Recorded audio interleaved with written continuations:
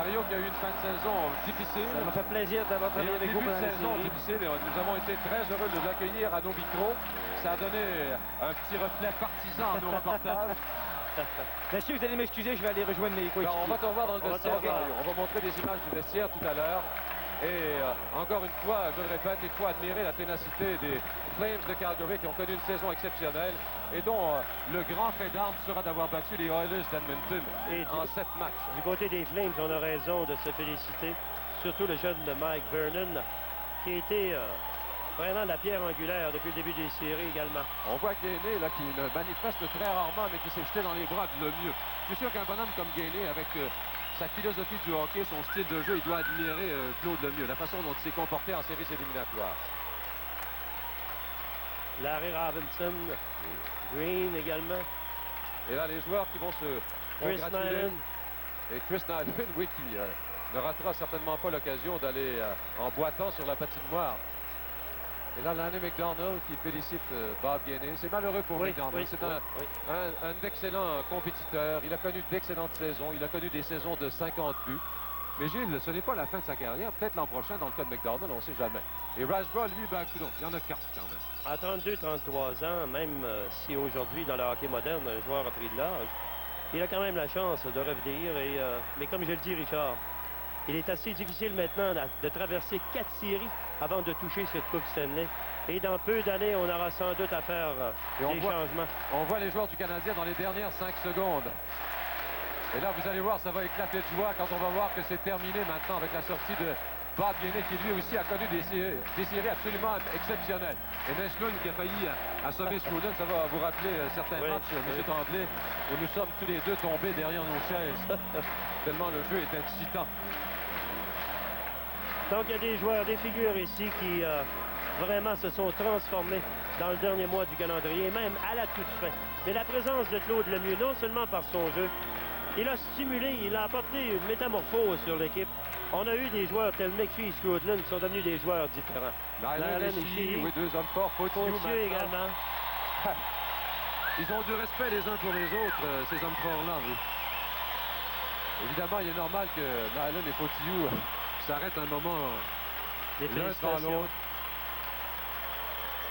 Et les Canadiens, 23e Coupe cette année, ils ont gagné leur première en 1916. C'est une équipe qui existe depuis 1909, Gilles.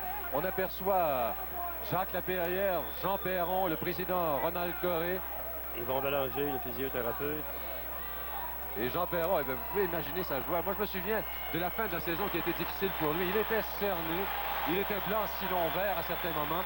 Et son teint a commencé à changer et ses cernes ont commencé à disparaître après d'abord la victoire contre les Bruins de Boston. Et ensuite, évidemment, tout s'est amélioré après cette victoire contre les Whalers de Hartford. C'est finalement contre les Whalers que les Canadiens ont reconnu le plus de difficultés. Oui. Gagné en in extremis au 7e match et en prolongation en plus, grâce à un but de Claude Lemieux. Et Tim Sheehy, pendant qu'on voit les joueurs des Flames qui n'ont certainement rien à se reprocher, c'est extrêmement malheureux pour eux, extrêmement heureux pour les Canadiens, se dirigent vers leur vestiaire. On aperçoit cette fameuse Coupe Stanley, c'est M. Ryan de la Ligue nationale de hockey. Je ne sais pas si le président John Ziegler sera là. Oui, il est là également. Et là, c'est Smith qu'on aperçoit en compagnie de Claude Lemieux, les joueurs qui continuent. Gaëtan Lefebvre, l'excellent soigneur chez les Canadiens. Et c'est un bonhomme, ce Gaëtan Lefebvre. J'aimerais qu'on s'arrête juste quelques secondes. Il y a des connaissances en médecine, Gilles, et qui est très apprécié par les joueurs. C'est le grand ami, la Coupe Stanley, qui va être remise au capitaine Bob Gainey, sa 5e. C'est Lefty Reed que l'on voit, et s'il est en charge du Temple de la Renommée à Toronto. Et le capitaine Bob Gainey, qui va lui toucher, lui, pour une 5e fois. Et Mats Näslund, qui est certainement un des athlètes les plus populaires en Suède. Je ne sais pas combien il va y avoir de personnes à l'aéroport quand lui va arriver à Stockholm, mais il va y avoir du monde, parce qu'il paraît qu'il est extrêmement tout aussi populaire là-bas que Björn Borg ou que Ingemar Stenmark, enfin toutes ces grandes vedettes du sport suédois, du skieur de fond, Svan, le meilleur au monde. Et la Coupe Stanley. Gilles, qui aurait pu s'attendre à ce que les Canadiens remportent cette année, et cette année surtout avec toutes leurs recrues, cette fameuse coupe? Personne ne pouvait envisager une fin de saison de la sorte par Canadien.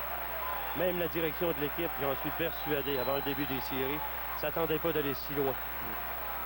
Et en 1924, c'était la deuxième Coupe Stanley de l'histoire des Canadiens. Ça avait été gagné contre l'équipe de Calgary ici. C'était des finales de 2-3 à l'époque. Et les Canadiens avaient gagné 2-0. On va apercevoir le directeur gérant, Serge Chavard. On a aussi aperçu mais très furtivement Vincent Riendeau, le jeune gardien qui apparemment est excellent, qui était à Drummondville cette saison. Et là, c'est la Coupe Stanley qui va faire le tour du Saddle Dome. N'oublions pas qu'en 1988, c'est ici que seront présentés les matchs de hockey et le patinage artistique au cours des Jeux olympiques d'hiver.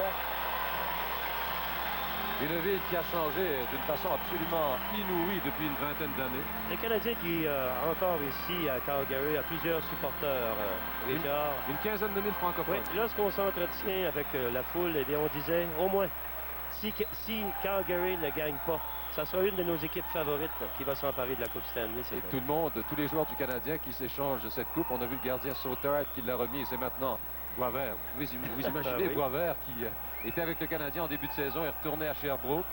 Et c'est un bonhomme qui a toujours accepté son sort avec beaucoup de grâce et qui se retrouve. Et ça, je pense que pour lui, c'est vraiment un complément très heureux en fin de saison qu'il puisse avoir son nom inscrit sur la Coupe Stanley. Ce qui fait la qualité d'une équipe, c'est sa réserve. Richard, et Boisvert est un bon réserviste. On peut lui faire confiance. C'est peut-être un joueur de Ligue mineure, mais comme réserviste, on peut lui faire confiance. À chaque fois qu'il y a des blessures, il est toujours là. Et Steve Rooney aussi, qui, comme le soulignait Mario, qui va avoir son nom sur cette Coupe Stanley, il n'aura joué qu'un seul match. Il y en a évidemment qui s'attardent un peu plus longtemps. Le capitaine Bob Gainey qui